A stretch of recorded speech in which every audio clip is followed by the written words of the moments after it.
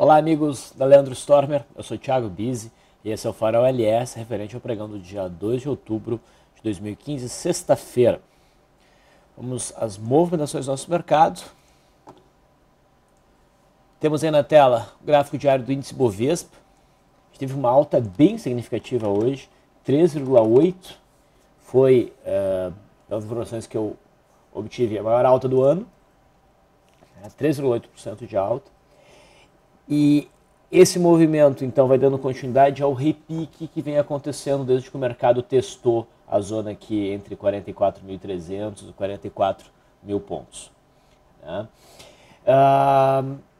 É o que andou forte, sugere continuidade do movimento de alta, tendo aqui para frente como um obstáculo provável, né, a LTB, mas principalmente o topo formado na ocasião desse rompimento falso, que levou a esse movimento, né, de queda para se testar o fundo aqui de agosto.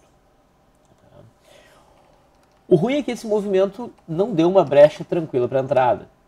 A gente não teve um sinal aqui, né, em cima desse fundo clássico de entrada, mas o mercado vai indo. E agora que ele fluiu bem para cima, isso é positivo, porque agora deixa bem marcado esse patamar aqui. A gente tem dois testes nessa linha, que agora a gente pode ajustar ela precisamente aqui para 43.960, quase 44.000 pontos. Né? Essa linha agora testada uma vez, duas vezes, num espaço relativamente pequeno de tempo, agora deixa mais fácil a gente poder avaliar um eventual rompimento para baixo no futuro, o qual eu não acredito, na verdade. Acredito, como você sabe, no movimento de alta. Né? Porque esse patamar era importante, né? Ele vinha do passado, mas os testes estavam muito antigos, né? Que era quase como se fosse um teste único. Então agora dois testes num espaço pequeno de tempo deixa muito mais claro um hipotético eventual rompimento aí para baixo. Repito, o qual eu não acredito. Tá? Bom, já posso apagar agora essa linha de resistência, essa linha aqui também. Né? Então o que nos interessa é essa região entre a LTB e este topo anterior. Tá? A gente está fechando uma semana. Tá? Com isso a gente pode olhar o gráfico semanal. No semanal a gente vê o índice respeitando essa zona, nos oferecendo um novo sinal de entrada, quase um engolfo de alta essa semana. O primeiro sinal foi aqui, ele não foi acionado de forma imediata, então isso não foi muito bom. O mercado caiu, testou de novo aquele patamar e agora volta a reagir ainda distante da média móvel de 21 períodos. Isso aqui é um fundo reflexo. Então, semana que vem, a superação da máxima dessa semana seria um novo argumento para uma entrada na ponta compradora visando longo prazo. E do ponto de vista técnico de padrão, um fundo reflexo como esse aqui é bem significativo. Tá? A gente teve esse sinal, que também era bem interessante, mas ele não foi acionado de imediato. Né? Foi acionar só 3 candles depois, que é o limite que eu aceito, mas isso já não é positivo, e o mercado não conseguiu fechar acima. Então, veio o movimento de queda e agora há um novo sinal. Então, a gente espera que semana que vem, de imediato, isso aqui seja acionado. Tá? E se for acionado, provavelmente a gente vai ter um movimento de alta aí nos próximos meses. Então, o mercado está realmente consolidando aquele cenário que a gente vem alertando já há algum tempo, principalmente ali desde agosto. Né? Muito bem. No intraday, hoje foi mais um dia no mini índice de movimentação difícil. Né? Eu havia mencionado no farol de ontem que esses dois topos aqui, do dia 30 e do dia 1º, estavam configurando a estrutura que deveria ser rompida e, uma vez rompida, provavelmente o mercado conseguiria fluir. Né? Fluir para um repique no gráfico diário. O mercado fechou ontem rompendo, mas o rompimento se deu depois do fechamento do mercado à vista. A gente não tem muito volume. Então era importante ver se no pregão de hoje, sexta-feira, o mercado conseguiria se sustentar acima daquele patamar. Se sustentando, a gente poderia acreditar realmente num movimento de alta mais amplo, né? Um movimento esse que viria buscar o topo aqui de setembro. Essas estruturas aqui são apenas estruturas intermediárias de resistência agora, né? E eu também havia mencionado que, do ponto de vista do gráfico diário, o mercado não deu um sinal de swing trade para te conseguir embarcar no movimento, considerando que o índice, né? Um sinal bom, considerando o índice Bovespa, e nesse caso, o que eu gostaria era achar um bom day trade na ponta compradora no mini índice, aquele tipo de day trade que a gente entra, o mercado flui bem, dá uma boa margem de gordura, né? E a gente fica tranquilo para carregar para pregões seguintes como se fosse um swing trade, mas mantendo o stop de day trade. De novo, isso não aconteceu. A gente teve um forte movimento de alta hoje, tá? Da mínima ao fechamento a gente teve aí 2.200, quase 2.300 pontos, tá? Mas o mercado simplesmente, nos modelos que eu sigo, não deu entrada. Pelo contrário, o mercado até sinalizou no começo do pregão que não ia sustentar, né? O mercado abriu morno, logo acima aqui da linha d'água, e no terceiro candle do dia a gente tem uma paulada para baixo, formando uma barra elefante. É como se o mercado dissesse, não, negativo, acima desse patamar tu não vai ficar. Tá? Bom, não foi uma barra elefante legal para operar, por conta de estar contra o viés, ter deixado essa sombra significativa em cima dessas médias. Então a gente não fez a operação aqui. Se a gente tivesse feito a operação, a gente teria sido estopado pela média móvel de 9. Quando o mercado rompeu aqui, ele não deu brecha para entrar. Não tinha um enquadramento dos setups que a gente opera. E o mercado subiu sem a gente estar dentro, ou pelo menos eu estar dentro, né? O que é uma pena. No dia de hoje, no final das contas, a gente não fez day trade nenhum. Dia 2 aqui, a gente não teve nenhuma operação, nenhum papel se enquadrou muito bem para day trade. Então a gente ficou só olhando o mercado. Bom, o mercado deu uma boa esticada, é bem possível que ele respire um pouco na segunda-feira, mas de maneira geral o cenário é altista. E sendo fechamento de semana, né, é bom não só olhar o gráfico semanal aqui do índice, mas como de todo o mercado, de todos os papéis. Há pouco o Stormer aqui do meu lado fez o bate-papo de position, então é interessante vocês assistirem. Foca nessa periodicidade, vai estar disponível tanto no nosso site quanto no nosso canal do YouTube a gravação. Bom, mercado americano. Mercado americano também subiu. Nosso mercado não subiu apenas como resposta para uma questão de corte de ministérios. Não, subiu porque o mercado americano subiu forte. Tá? Vamos pegar aqui o gráfico da S&P 500 Futuro. Olha o movimento que a gente teve nessa S&P 500 Futuro. Foi isso que ajudou muito o nosso mercado a desenvolver um movimento que desenvolveu. O S&P 500 Futuro caiu até esse patamar de suporte. Estava até com um cara que ia romper, mas acabou conseguindo firmar o repique, foi e conseguiu até romper a resistência. Então vai sinalizando continuidade do movimento de alta e o próximo alvo é o topo do dia 25. Tá? Então, grande congestão. Se conseguir operar acima da máxima de hoje, na semana que vem, o S&P 500 Futuro, é porque provavelmente vai prosseguir um movimento de alta em busca da faixa ali de 1.999, 2.000 pontos. O índice Dow Jones é mais ou menos a mesma coisa. Deve buscar a resistência dessa congestão. E o dólar? Bom, o viés era um pouquinho mais altista para o dólar, né? Mas o mais importante era entender que o dólar deve andar de forma errática ao longo dos próximos pregões entre esse suporte e essa resistência. Essa era a expectativa. Tá?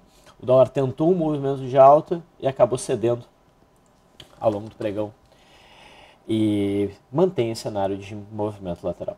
Tá? Olhando o intraday, é isso que nós temos. O dólar iniciou o dia com uma pressãozinha compradora, abriu logo abaixo da linha d'água, sem gap, daí rompeu a linha d'água, não se enquadrou em trade de rompimento de linha d'água.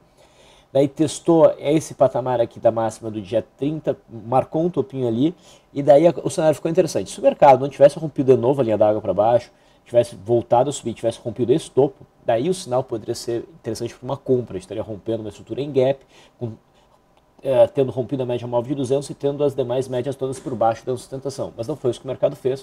O mercado rompeu a linha d'água para baixo de novo, indicando um dia ruim para operações, né? Tá rompendo para cima e para baixo a linha d'água e veio caindo.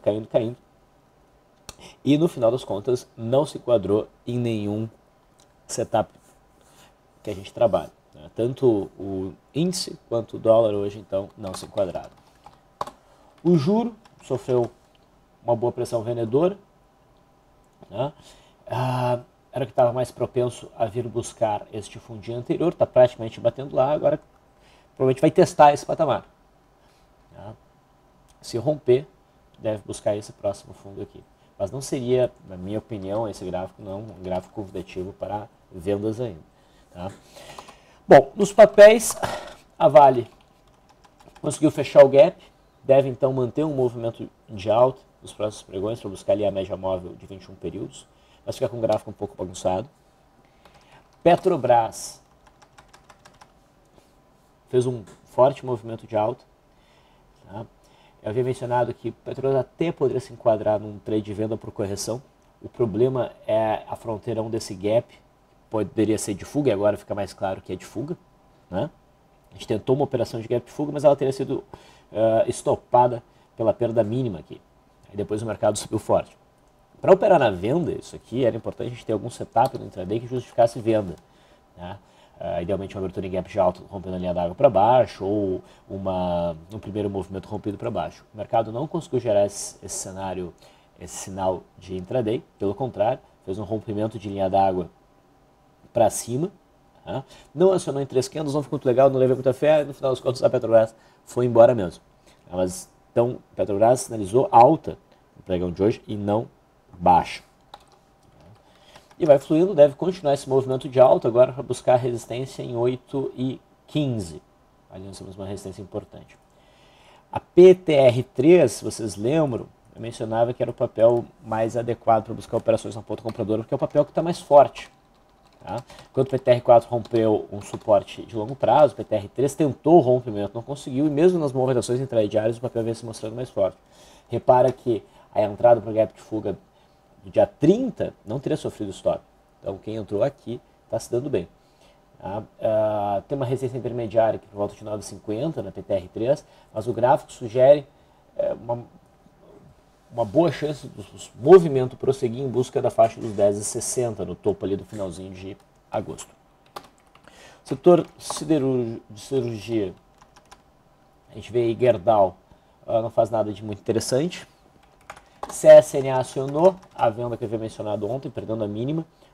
Mostrou um dia de alta, mas isso não elimina o sinal de venda dado pelo pivô barra maço bandeira que nós tivemos ontem. Pode até gerar stop, mas a venda foi gerada. E pelo padrão aqui a gente esperaria um movimento de queda para buscar o fundo de agosto. Tá? Os em Minas veio tocar o suporte aqui dos 13,10 e por enquanto por ali segurou. Mas não acho que aqui seja um bom ponto para buscar a operação na ponta compradora. Esse suporte não é forte o suficiente. O suporte que é significativo mesmo é o que está aqui embaixo, no fundo de agosto, em 2,68.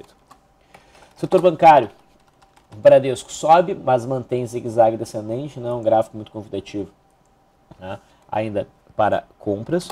No intraday, no pregão de hoje, o sinal mais interessante de todos que eu vi para um day trade foi o rompimento de Bradesco. O rompimento aconteceu no candle que iniciou às 11h45. Os outros bancos acho que até subiram mais, mas esse foi o sinal mais tranquilo. Mas a gente não chegou a fazer a operação. Itaú vai subindo, não tem mais resistência a não ser a resistência dos 29, do topo ali de setembro, deve buscar esse ponto. E Banco do Brasil deu uma puxada hoje. E também deve continuar um movimento de alta em busca da média móvel de 20 períodos, em busca do fundinho anterior aqui por volta dos 16,30, tá? Mas não sai ainda de uma tendência de baixa. Tá? O papel segue um zigue-zague descendente. Outros papéis que chamam a atenção no pregão de hoje foram pouquíssimos mesmo. Tá? BBSC3, que tem a ver também com o Banco do Brasil, dá uma puxada, o papel nos ofereceu bons trades aqui, né? Lembra? Uma compra aqui, uma venda aqui, a gente tentou uma compra aqui, ela só foi estopada, e o papel ficou meio esquisito. O candle de hoje até pode ser visto como um sinalzinho razoavelmente interessante, com uma barra de ignição, entrar pela operação na máxima, mas não para swing trade, é um papel para focar mais no intraday. Tá? Eu acredito que o BBSC3 tem a folha para chegar aqui nos 28,70, mas não tem uma brecha clara no gráfico, tão clara assim no gráfico diário. Eu prefiro buscar o intraday. Agora, a gente já pode desenhar suporte aqui, de forma mais clara.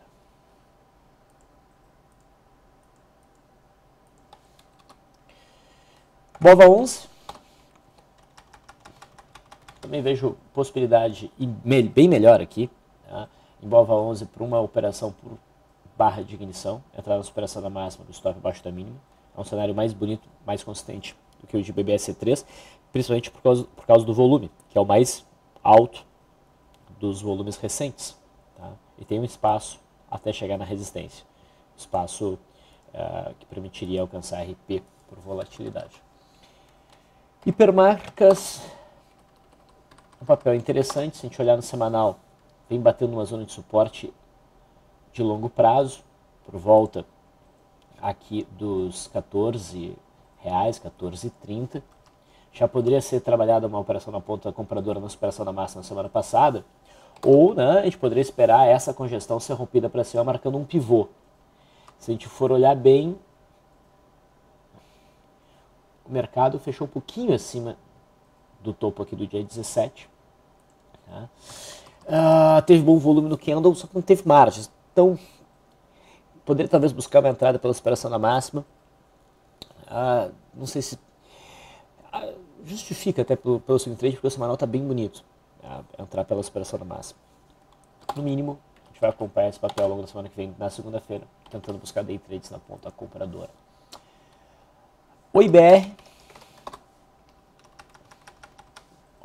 fez um bom movimento de alta, marcou o topo, fez um movimento de queda, alcançou a média móvel de 21 períodos e no candle de hoje fica um sinal um pouco mais interessante para uma operação de compra por correção. Tá? Então, nossa operação dessa máxima, stop abaixo dessa mínima. É um sinal interessantezinho, mas o IBR4 não dá o mesmo sinal. O IBR4 deixa sombra superior, está abaixo da média móvel de 20 períodos e sente a própria média como resistência. Então, tem que ser o IBR3 mesmo. E Smiles, aquela entrada que nós vimos no dia 29, o papel hoje subiu 10%, então cumpre todas as RPs possíveis, tem espaço para subir ainda, para buscar a média móvel de 21 períodos. Se a gente olhar no gráfico semanal, está bem convidativo, também no gráfico semanal, para uma operação de retorno à média. Então, esses foram os papéis que mais chamaram a atenção no pregão de hoje. Em termos de day trade, não tem muito o que comentar, então eu vou deixar o vídeo de hoje mais curto. Eu vou ficando por aqui, desejo a vocês um ótimo final de semana. A gente volta à nossa rotina na segunda-feira. Grande abraço.